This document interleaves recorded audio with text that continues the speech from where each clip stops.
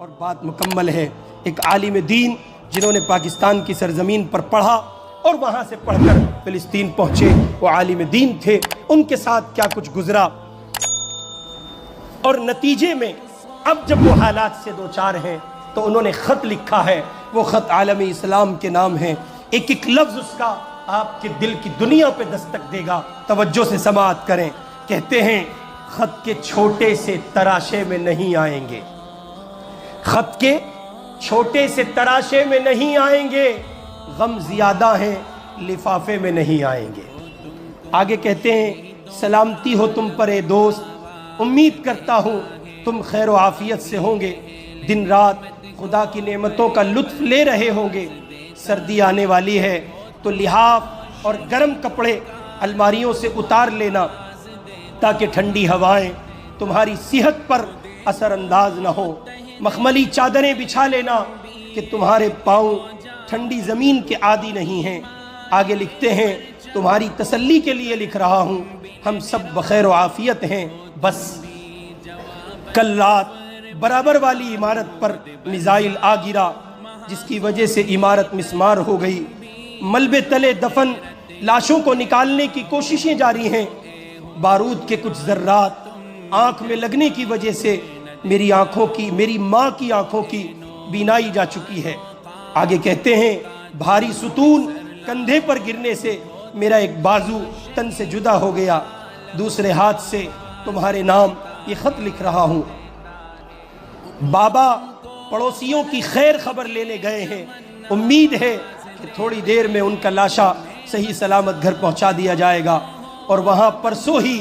اور ہاں آگے کہتے ہیں اور ہاں پرسوں ہی ایک چاند سے بچے نے میری بہن کے گھر جنم لیا،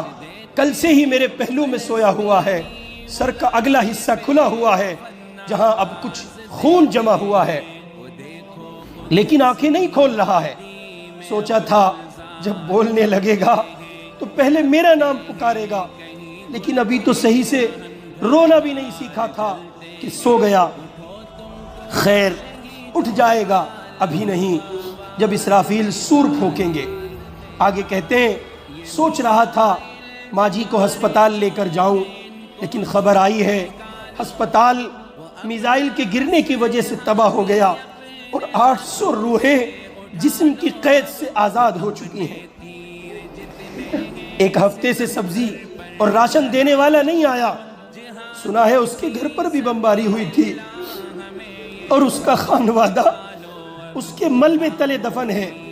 ملبے پر کتبہ لگا دیا گیا ہے جس پر لکھا ہے امت محمد کا مقبرہ۔ آگے لکھتے ہیں کبھی فرصت ملے تو فاتحہ پڑھنے چلے آنا۔ خیر یہ تو ہمارے یہاں روز مرہ کا معمول ہے، تم پریشان مت ہونا، اور سنا ہے تم تفسیر قرآن اور احادیث پڑھتے ہو۔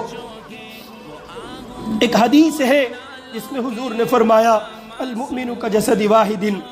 پوری امت ایک جسم کی مانند ہے۔ خط کے جواب میں اس کی تشریح ضرور لکھ دینا، دعا ہے کہ تم امن و سلامتی کے ساتھ رہو۔ آگے لکھتے ہیں اچھا سنو،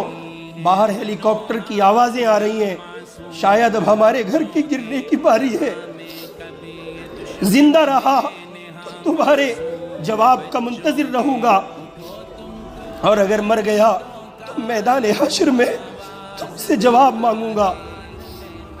اہل اسلام کو میرا بہت سارا پیار، خط من جانب آل غزہ، لاشوں کا شہر۔ اپنے من کی دنیا میں دیکھیے، آنکھیں کھولیے، بصیرت کی دنیا میں جائیے، چشم تصور سے سفر کیجئے، یہ سب کچھ آپ کے گھر میں ہوا ہوتا تو آپ پر کیا بیتتی۔ آپ نے اپنوں کے لاشیں نہیں اٹھائے، آپ نے پیدر پہ جنازے نہیں اٹھائے۔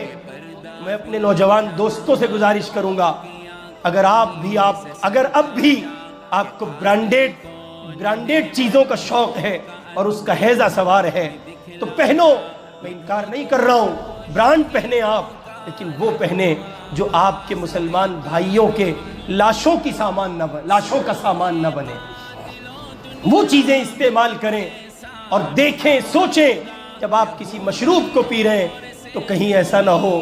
کہ آپ حقیقت میں کسی فلسطینی کا خون پی رہے ہیں۔ اللہ رب العزت والجلال مجھے اور آپ کو ان معصوم فلسطینیوں کی حمایت، ان کی محبت، ان کی اعانت کے لیے قبول فرمائے اور ان کی پریشانیوں کا خاتمہ فرمائے۔ ان کے شہداء کو اللہ تعالیٰ قرب کے اعلیٰ درجات نصیب فرمائے اور ان کے زخمیوں کو، بیماروں کو اللہ پاک کامل شفا نصیب فرمائے۔ وآخر دعوانا